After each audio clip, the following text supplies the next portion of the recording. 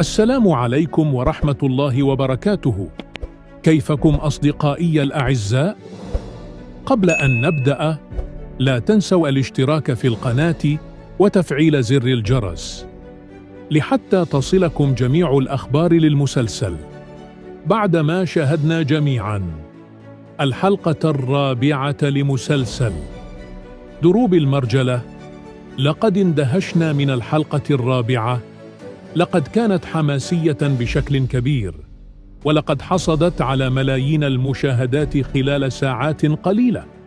لقد ثار الجمهور متحمس وصار يريد أن يعرف ماذا سيحدث في الحلقة القادمة. معلش يا صديقي، أنا سأقدم لكم تسريبات للحلقة القادمة في هذا الفيديو.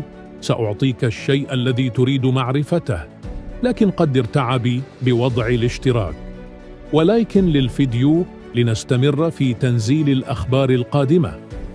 طبعا أصدقائي الكرام، لقد شاهدنا في آخر الحلقة شاهين والشيخ صقر وجميع رجال القبيلة ذاهبين للقبض على فزاع، وكان هناك سربوت الجاسوس لفزاع قال إنه سيذهب إلى فزاع ليخبره. ولو رجعنا قليلا سيكون هناك مقناص الذي ذهب إلى الشيخ صقر لحتى يعفو عنه، ولكن الشيخ صقر رفض ذلك، حتى إنه ركع أمام الشيخ صقر وطلب منه أن يعفو عنه أو يقتله، ولكن الشيخ قال له أن يكمل العقاب.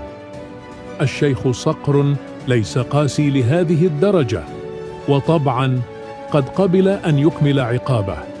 وهنا ستكون هناك خطة بين مقناص وبين الشيخ صقر لحتى يتمكنوا من معرفة الخائن بينهم.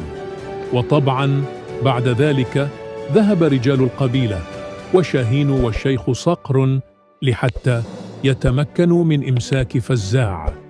وكان سربوت في القبيلة وقال إنه سيذهب إلى فزاع ليخبره ويحذره، ولكن كان هناك مقناص في القبيلة، ومن المحتمل أن يقوم بإمساك سربوت ويمنعه من إيصال الخبر إلى فزاع.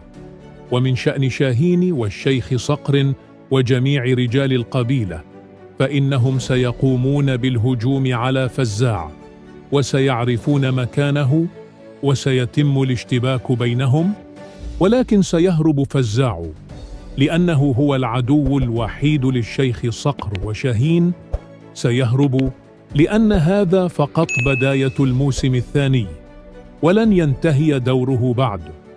والبعض منكم يتساءل ماذا سيفعل الشيخ صقر بشاهين؟